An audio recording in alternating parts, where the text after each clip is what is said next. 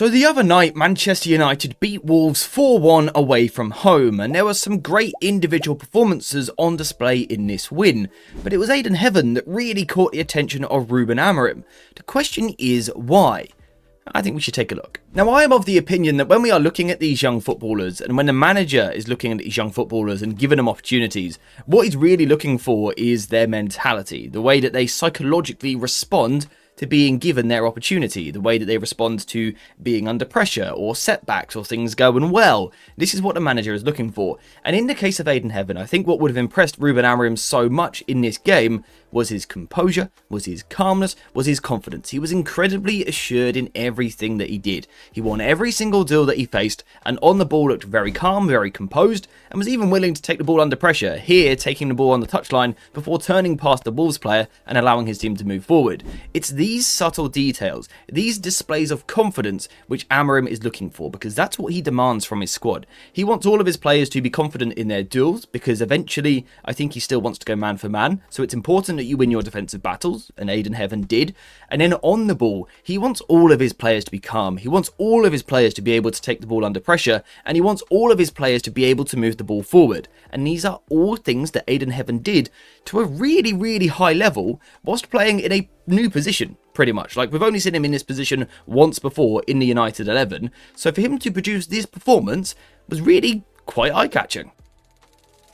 So Ayden Heaven performed confidently, but what was it that he was doing confidently? Well, first of all, it was his on-the-ball play. I think Ayden Heaven was fantastic. Now, we know that at Arsenal, he used to be a bit more of a midfielder, and in the past couple of seasons has been converted to more of a centre-back. When you do that, when you move someone from midfield to centre-back, you know you are going to get someone who excels on the ball. And I think Ayden Heaven is immediately, obviously, firstly, more confident than De Ligt on the ball. He's calmer on the ball than what De Ligt is, but also just more capable of actually playing forward. This was De Ligt's last performance against Crystal Palace. His pass map doesn't look too bad, a few good long passes, but he actually played 0 progressive passes in that game. If we look at Heaven in the same position against Wolves, granted a more open game, you can see that Heaven was attempting more progressive passes, more shorter passes as well, and I think that is exactly what Ruben Amorim wants. Something else that Heaven did was played with pausa, which gave United a tactical advantage. Now, this term la pausa was one that was sort of thrown around a few years ago, and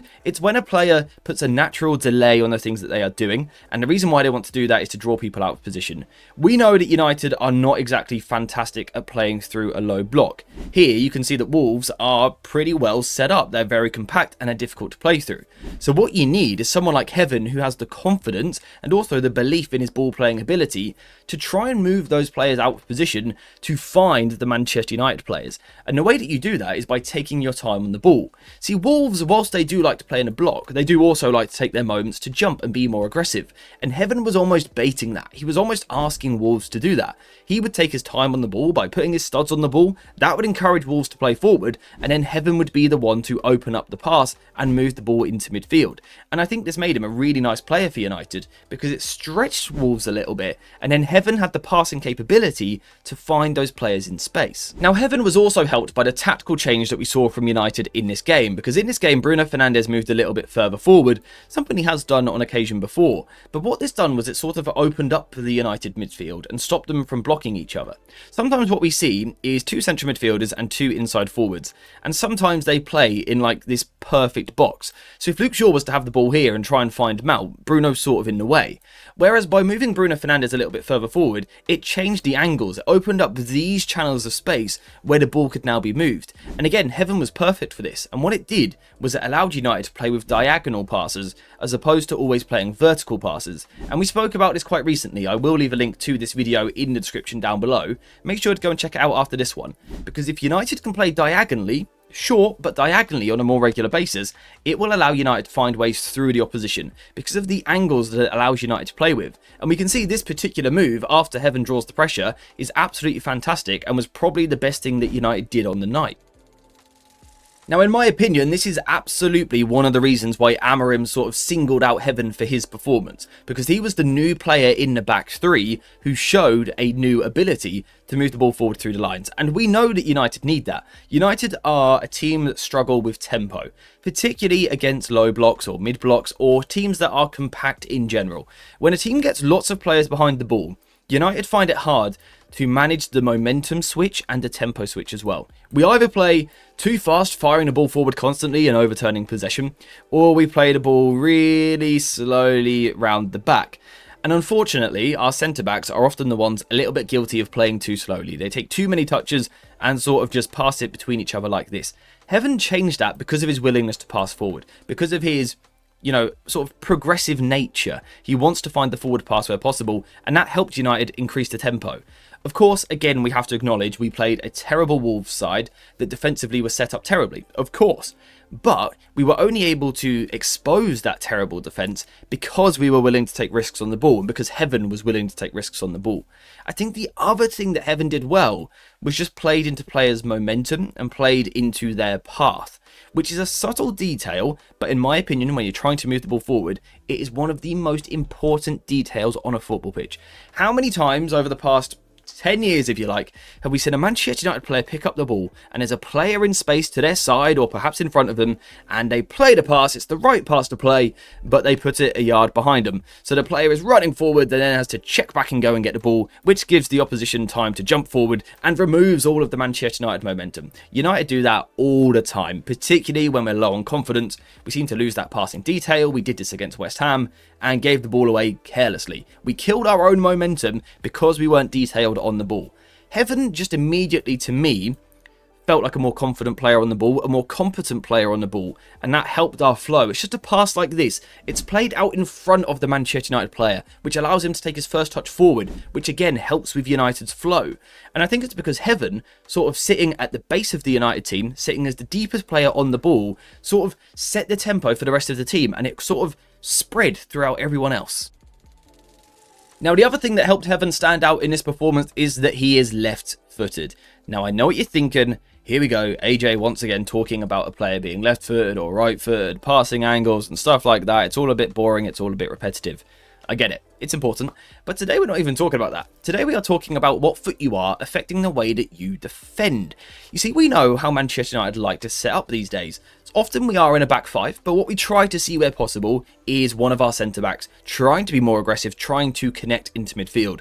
We saw it here against Brighton, twice for example, winning the ball high with a centre-back stepping out. We also saw it against Wolves, a centre-back stepping out, being aggressive and winning the ball.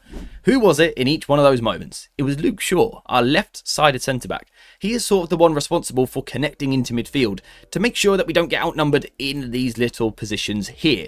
So Luke Shaw is incredibly important to that. However, it does open up a big old space for the opposition.